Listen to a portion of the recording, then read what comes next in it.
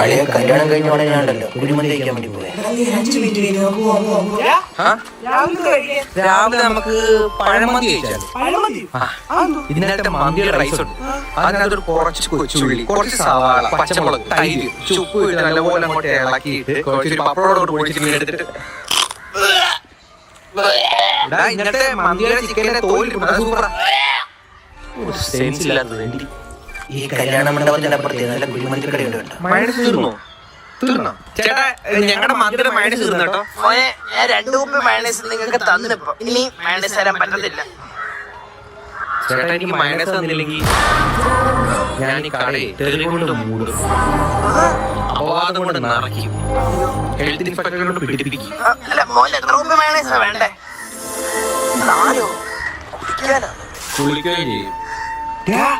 പുതിയ കുഴിമന്തി കാക്കയുടെ കഴിക്കാൻ